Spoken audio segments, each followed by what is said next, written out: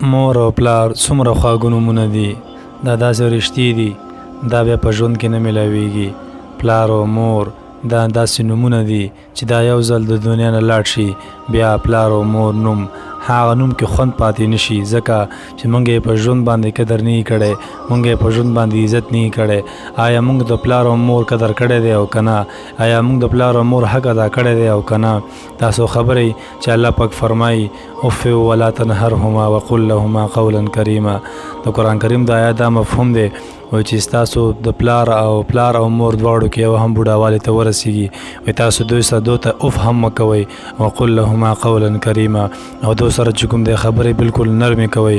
همدا رقم چې کوم دی یو صحابي د الله رسول ته راغی، ای چې نبی علیه السلام ما جهاد ته اراده کړې ده، زه جهاد کول غواړم، نو او تاسو سره زه مشوره کول غواړم. نو نبی علیه الصلاة والسلام ورته وفرمایل چې ای صحابي، آیا ستاسو پلار او مور ژوندي دي او که مړه دي؟ نو هغه ورته وویل چې زمونږ پلار او مور ژوندي دي. نو نبی علیه الصلاة والسلام ورته وفرمایل چې تاسو د خپل پلار او مور قدر کوئ. همدا رقم د یو کیسه ده وایي چې یو مور ډیره سخته ناروغه وه او دوا ته ضرورت و، نو خپل زوی ته یې وویلې چې ای زما زویه، زه خو ډیره سخته ناروغه یم او زما دوا ته ضرورت دی، یعنې ما ته دوی راوړه. نو دا زوی چې کوم دی دا کور نه ووتلو او بهر ښه یې وژړل چې یا الله پاکه زه څه وکړمه، ما سره خو یو روپۍ نشته او زما مور چې کومه دی هغه ډیره سخته ناروغه ده، یا الله پاکه ما د امتحان کې کامیابه کړه. نو چې کله دا وړکې کور ته رانوتو چې ګوري د مور د سترګو نه دومره اوښکې ولاړې دي او په مخ باندې ډنډ ولاړې دي او مور یې د دنیا نه رحلت کړی، وفات شوې ده.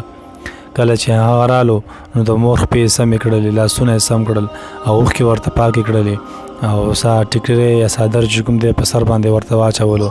نو چې ګوري څنګه ورسره یو کاغذ پروت دی، په هغې کاغذ باندې دا لیکلي دي چې ای زما زویه، زه پوهېدم چې تا سره یو روپۍ نشته او ته زما د علاج دپاره بهر وتلې، تا پیسې راکولې او تا سره جب کې یو روپۍ نشته، ستا وس نه وه، او زه پوهېدم چې زما دا اوس ځنکدن و، ما ویلې چې زما زوی زما ځنکدن ونه ګوري. سبحان الله، او تکلیف کې نشي. څومره مهربانه مور او پلار چې ځنکدن په وخت کې د مرګ په وخت کې هم په زوی باندې تکلیف نه پرځوږي، یعنې زما زوی به ما وګوري ما سره به تکلیف باندې شي. آیا موږ د پلار او مور قدر کړی؟ آیا موږ د پلار او مور عزت کړی؟ باید موږ په ژوند باندې قدر وکړو. دا پلار او مور بیا نه راځي، دا په ژوند کې یو ځلي، دا باید موږ دعاګانې واخلو. ورشئ تپوس د هغه چا نه وکئ چا چې پلار او مور نه. بس الله دې اول ما ته د عمل کولو توفیق را نصیب کړي تاسو ته. السلام علیکم.